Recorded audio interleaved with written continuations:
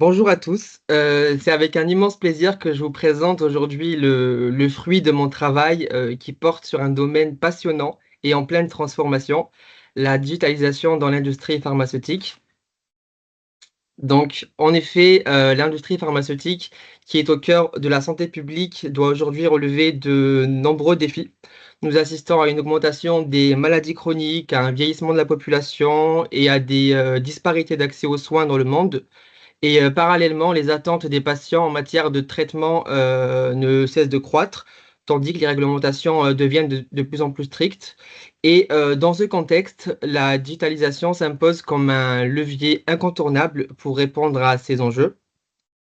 Mon travail s'articule ainsi autour d'une problématique centrale: comment l'intelligence artificielle et la digitalisation peuvent-elles transformer la chaîne de valeur pharmaceutique et quels sont les défis et solutions associés à cette transformation? Pour répondre à cette question, j'ai structuré, ma thèse en 3 grandes parties et c'est dans ce même ordre que, vous sera présenté mon travail aujourd'hui.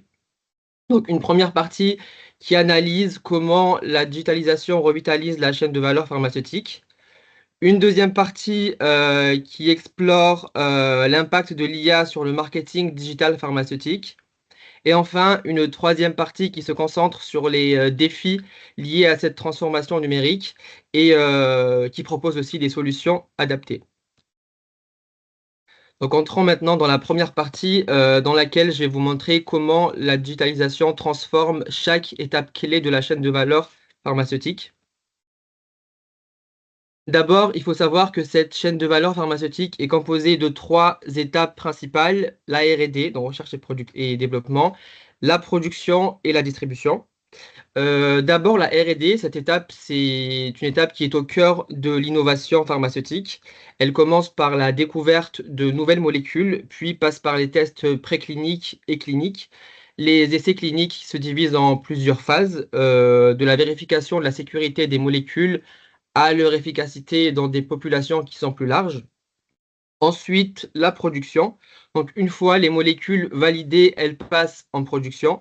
Cette étape, elle transforme les ingrédients actifs en médicaments prêts à l'emploi. Donc, cela inclut des procédés complexes comme la culture cellulaire ou la purification des anticorps. Et enfin, la distribution. Donc, les médicaments sont distribués via des réseaux logistiques complexes, incluant grossistes, pharmacies et hôpitaux. Et cette étape, elle nécessite souvent une chaîne du froid pour garantir la stabilité des produits sensibles. Et puis, on a les fonctions support, qui ne sont pas indispensables. Donc on a les fonctions support, bien qu'en arrière-plan, mais qui sont indispensables à l'efficacité, globale de la chaîne de valeur. Donc d'abord le marketing, cette fonction ne se limite pas à promouvoir les médicaments. Elle inclut aussi, l'éducation des professionnels de santé et des patients sur les, bénéfices, les usages appropriés, ainsi que les éventuels effets, secondaires des médicaments, ainsi que des informations sur la maladie, elle-même bien sûr. Le réglementaire, donc la conformité réglementaire est une, priorité pour garantir que les produits respectent des normes strictes en matière de sécurité et d'éthique. Donc ce département, collabore justement étroitement avec le marketing pour valider les messages diffusés et éviter toute, désinformation.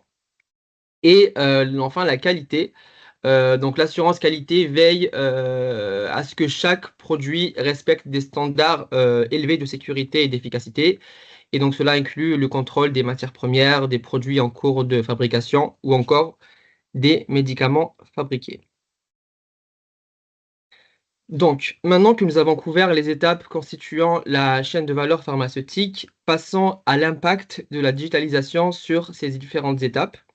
Donc d'abord, sur la recherche et développement, elle permet une analyse prédictive et un criblage moléculaire, puisque l'IA permet d'identifier rapidement des molécules prometteuses en analysant des données biologiques complexes.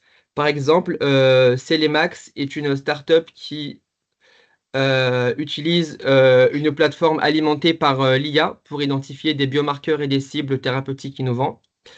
Elle permet aussi une collaboration interdisciplinaire puisque l'IA favorise la collaboration entre startups, laboratoires pharmaceutiques et chercheurs académiques en croisant des données biomédicales variées. Par exemple, Bénévole AI synthétise des données complexes provenant de différentes sources pour révéler des relations inédites entre gènes et pathologies. Donc maintenant, sur l'étape de production, la digitalisation, elle permet une maintenance prédictive parce que l'IA analyse des données en temps réel pour anticiper les pannes et optimiser la maintenance des équipements. Par exemple, la startup Aison utilise des capteurs connectés pour améliorer la fiabilité des lignes de production. La digitalisation, elle permet aussi une production qui est personnalisée, donc pour obtenir des médicaments qui sont sur mesure et adaptés à des besoins qui sont spécifiques. Par exemple, Apprentice qui intègre l'IA et la réalité augmentée pour ajuster les processus de production en temps réel. Donc, enfin, sur l'étape de distribution, la digitalisation, elle permet d'assurer une traçabilité des médicaments, puisque l'IA joue un rôle clé pour garantir la traçabilité tout au long de la chaîne logistique. Par exemple, TraceLink, qui utilise une plateforme digitale et qui permet de connecter les différents acteurs et paramètres de la supply chain pharmaceutique et ainsi assurer une visibilité complète des produits depuis leur production jusqu'à leur distribution. Et enfin, donc la digitalisation, elle peut aussi permettre une optimisation, logistique, car l'IA, elle permet d'anticiper, les besoins et de gérer les stocks et d'optimiser les itinéraires de livraison. Par exemple, Loginext applique des algorithmes de machine learning pour identifier les schémas logistiques et optimiser les itinéraires et donc réduire les délais de distribution du médicament.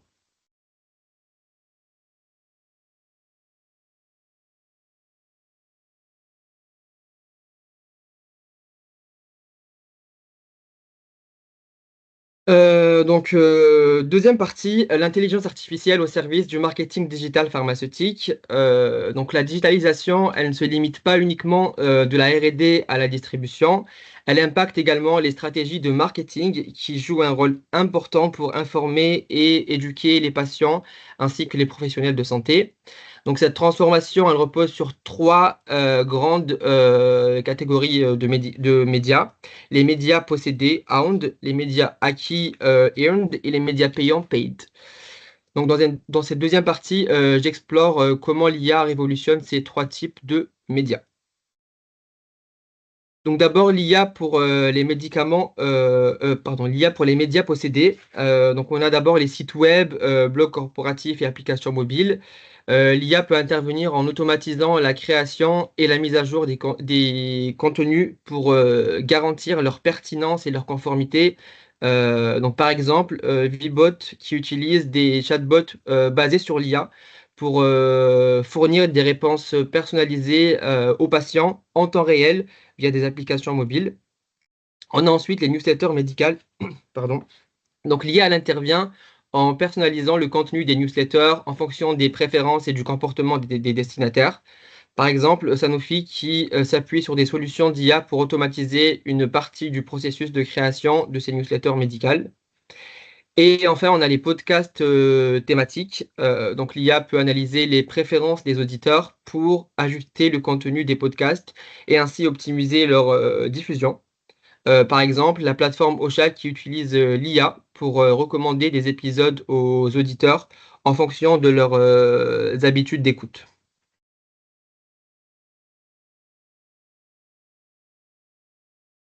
Ensuite, on a l'IA pour les médias acquis. D'abord, les citations dans les articles de recherche, pour lesquels l'IA peut identifier les revues les plus pertinentes et maximiser l'impact des publications grâce à une analyse bibliométrique. Par exemple, Semantic Scholar qui utilise des algorithmes d'IA pour cartographier les réseaux de citations et recommander les meilleures opportunités de publication. On a ensuite les avis et témoignages de patients. Donc l'IA peut analyser en temps réel les retours des patients pour identifier les points de satisfaction ou même les problèmes à résoudre. Donc par exemple, Medalia qui utilise des outils de traitement du langage naturel pour analyser les avis et détecter les tendances principales.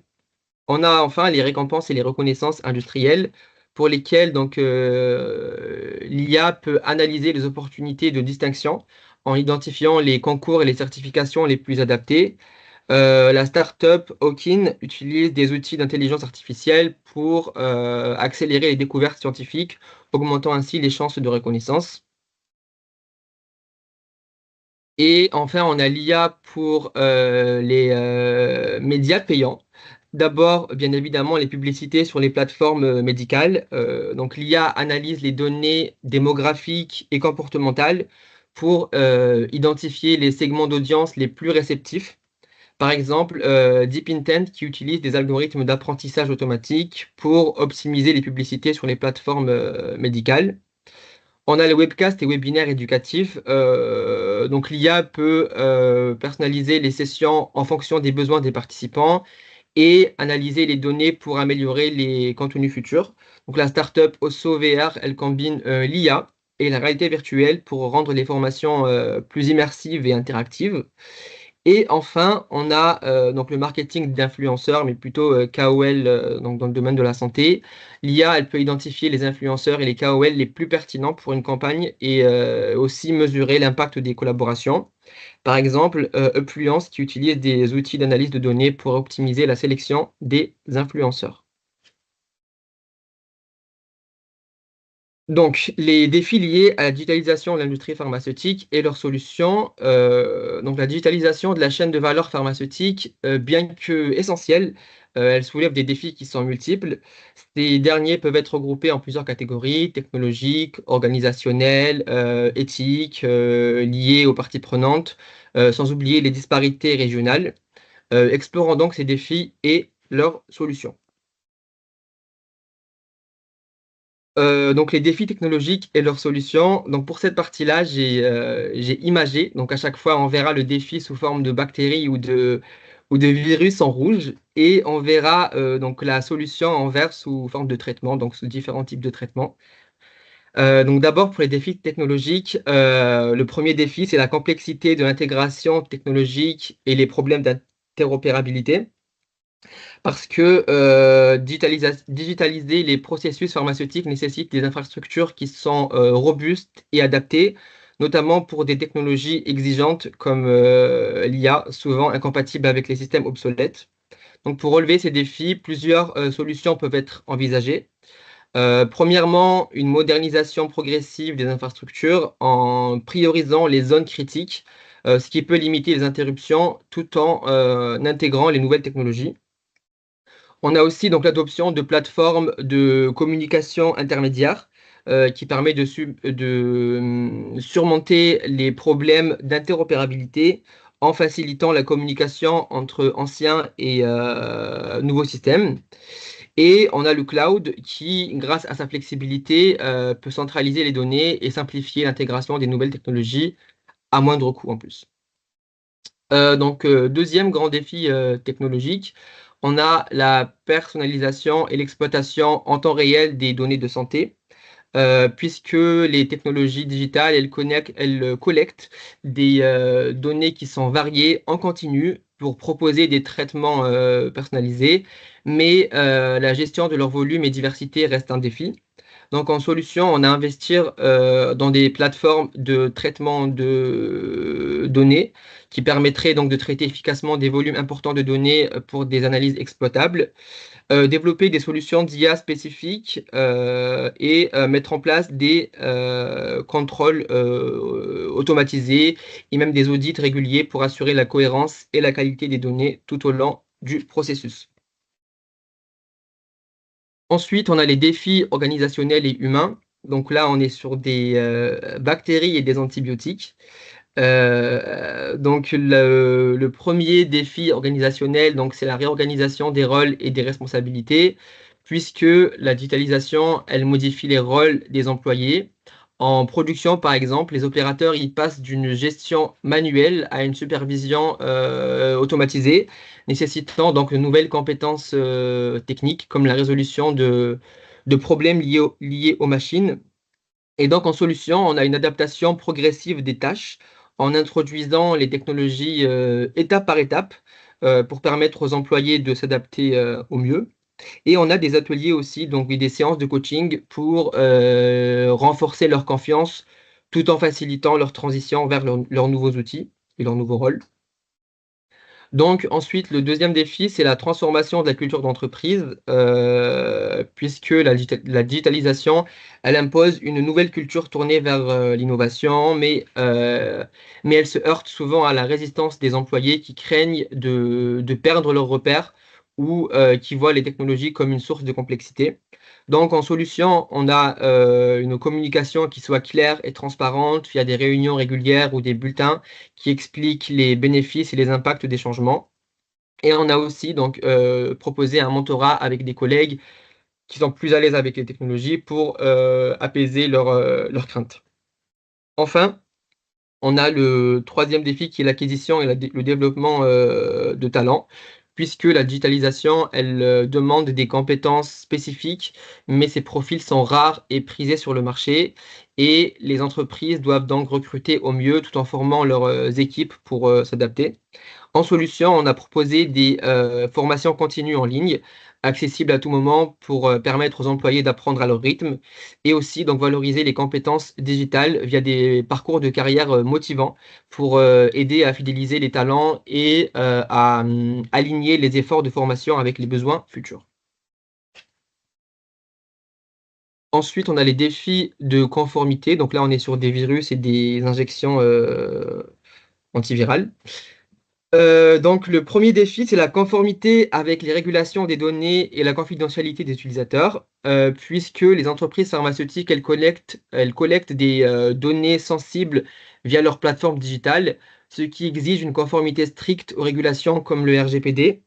Et comme solution, donc on a mettre en place des plateformes de gestion du consentement, renforcer la sécurité des données avec des techniques comme le cryptage et réaliser des audits réguliers pour garantir la conformité et la transparence. Parlant de transparence, le deuxième défi, c'est la transparence et la fiabilité dans l'utilisation de l'IA pour la diffusion des contenus, puisque l'IA permet de personnaliser les contenus, mais elle peut produire des informations qui sont biaisées ou incorrectes. Et en solution, on a donc supervisé les contenus générés par l'IA avec un contrôle humain, mettre à jour régulièrement les algorithmes et donc informer les utilisateurs des limites de l'IA. Troisième défi, c'est la lutte contre la désinformation et la préservation de la crédibilité des contenus. Donc, les entreprises pharmaceutiques, elles jouent un rôle essentiel dans la diffusion des contenus fiables sur la santé, mais l'augmentation des publications numériques, notamment via les réseaux sociaux, amplifie le risque de désinformation, même involontaire. Et donc, en solution, on a donc une surveillance des contenus, une validation des informations avec des experts et une sensibilisation des utilisateurs aux sources fiables pour aider à maintenir une crédibilité élevée. On a ensuite les défis d'influence, d'adaptabilité et de transparence avec les parties prenantes. Donc, premier défi, c'est la difficulté de créer une influence durable et authentique sur les plateformes médicales et réseaux sociaux. Donc, en solution, on a que les entreprises doivent collaborer avec les KOL pour co-créer des contenus informatifs alignés sur les connaissances scientifiques et aussi sur les attentes des patients. Et donc aussi un suivi qui soit constant des interactions en ligne pour ajuster les messages pour éviter les biais ou les attentes disproportionnées. On a ensuite la complexité d'adaptation des campagnes digitales aux attentes diversifiées. Donc ici, en solution, on a un déploiement des équipes dédiées à chaque audience, donc patients, professionnels, chercheurs, pour garantir des messages adaptés. Et aussi donc l'utilisation d'algorithmes de segmentation avancés pour permettre de personnaliser les annonces selon les besoins spécifiques, tout en respectant les particularités de chaque canal. Et enfin, on a la gestion de la transparence et de l'authenticité des témoignages patients en ligne, puisque les témoignages renforcent l'image des entreprises, mais posent des défis d'authenticité. Des retours trop positifs peuvent sembler biaisés, tandis que des retours négatifs peuvent affecter l'image. Donc en solution, on a un processus de validation rigoureux incluant des comités internes ou externes pour assurer que les témoignages reflètent des expériences réelles et équilibrées. Et on a aussi donc le fait d'ajouter des rubriques de retour non modérés pour renforcer la perception de transparence et d'authenticité. Enfin, on a les défis qui sont liés aux disparités régionales ainsi que leur solution. Donc pour ça, donc, j'ai fait une carte, une sorte de mapping avec des points verts, orange et rouge. Donc on voit que nous avons d'abord des points verts où il y a une accélération de la digitalisation donc dans les économies avancées aux États-Unis, en Allemagne, en France, donc des infrastructures qui sont robustes et qui optimisent la recherche, la production et la distribution pharmaceutique. On a des points orange au Brésil et en Inde où la digitalisation elle progresse malgré des barrières économiques et infrastructurelles. Et on a un point rouge en Afrique subsaharienne où le manque d'infrastructures et de financement peut freiner l'intégration numérique. Donc, en solution proposée, d'abord un renforcement des infrastructures technologiques puisque donc investir dans des réseaux modernes, fibre optique, 5G et créer des centres de données locaux faciliterait la gestion numérique de la chaîne d'approvisionnement et des données de santé. On a aussi le développement de compétences numériques, donc lancer des programmes de formation adaptés, accessibles en ligne, ce qui permettrait de doter les professionnels de compétences nécessaires pour utiliser les outils numériques essentiels. On a aussi le soutien à l'innovation locale et partenariats internationaux, donc encourager l'innovation locale grâce à des mécanismes de financement et des collaborations avec des entreprises internationales qui favoriserait le développement de solutions numériques adaptées aux besoins régionaux. Et enfin, on a la création de fonds dédiés à la transformation numérique, donc établir des fonds spécifiques financés par les gouvernements, par les institutions internationales et aussi par le secteur privé, ce qui permettrait de soutenir des projets numériques dans des régions défavorisées. Donc, en conclusion, la digitalisation combinée à l'IA redéfinit profondément la chaîne de valeur pharmaceutique, depuis la recherche au développement jusqu'à la distribution, en passant par le marketing. Ces innovations technologiques, elles offrent des opportunités qui sont prometteuses pour répondre aux enjeux de santé publique et aux attentes des patients, tout en améliorant l'efficacité et la sécurité des processus. Cependant, ces transformations ne sont pas exemptes de défis, donc qu'ils soient technologiques, organisationnels, éthiques, liés aux parties prenantes ou encore régionaux.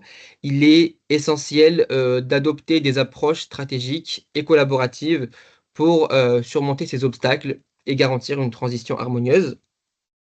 L'avenir de l'industrie pharmaceutique dépendra ainsi de notre capacité à intégrer ces outils numériques tout en respectant les principes d'éthique, de transparence et d'équité.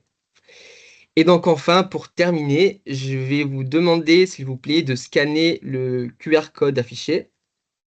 J'ai voulu mettre en forme tout le jus de cerveau issu de ce travail de thèse et en créer un outil attrayant dans un format qui soit pratique. Donc ici, un format site web qui puisse permettre aussi de rediriger vers mes articles de blog. Et donc voilà, remerciant encore une fois l'IA parce que j'ai pu faire ce travail en moins de 5 minutes grâce à l'IA. Et surtout, Très bien. merci pour votre attention.